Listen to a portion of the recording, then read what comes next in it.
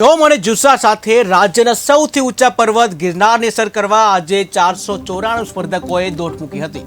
16મી અખિલ ભારત ગિરનાર આરોહણ અવરોહણ સ્પર્ધામાં 532 સ્પર્ધકો નોંધાયા હતા। તો સ્પર્ધામાં સિનિયર બહેનોમાં પ્રથમ ક્રમે 33.59 મિનિટમાં સમય સાથે જે ઉત્તર પ્રદેશની જે તામસી સિંઘે મેદાન માર્યું હતું। તો સિનિયર ભાઈઓમાં પ્રથમ ક્રમાંકે હરિયાણા રાહુલભાઈએ 58.26 મિનિટમાં, તો જુનિયર બહેનોમાં પ્રથમ ક્રમે 36.25 મિનિટમાં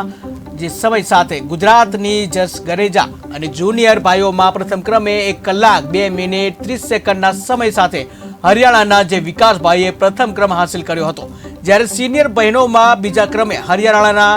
જે અનિતા રાજપૂત જે 36.36 મિનિટ સાથે અને ત્રીજા ક્રમે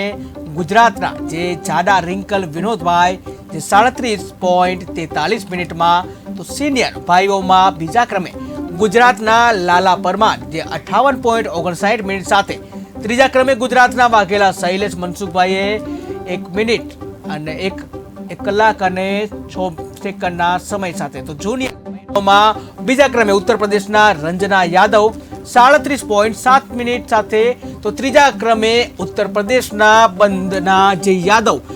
જે 39.33, તો જુનિયર ભાઈઓમાં બીજા ક્રમે ગુજરાતના ભાલિયા સંજય અર્જન 1 કલાક ને 30 મિનિટ સાથે અને 7 સેકન્ડ સાથે। જેવી રીતે અલગ અલગ જે સ્પર્ધાઓમાં થયા બાદ જે તળપદા કોળી સમાજ ભવનાથ ખાતે યોજાયેલ ઇનામ વિતરણ સમારોહ કરવામાં આવ્યો, જે સ્પર્ધકોને મેયર કલેક્ટરના અનેક ઉપસ્થિત મહાનુભાવોના હસ્તે વિજેતા સ્પર્ધકોને શિલ્ડ, પ્રમાણપત્ર, મેડલ અને રોકડ સહિતના પુરસ્કાર એનાયત કરવામાં આવ્યા હતા।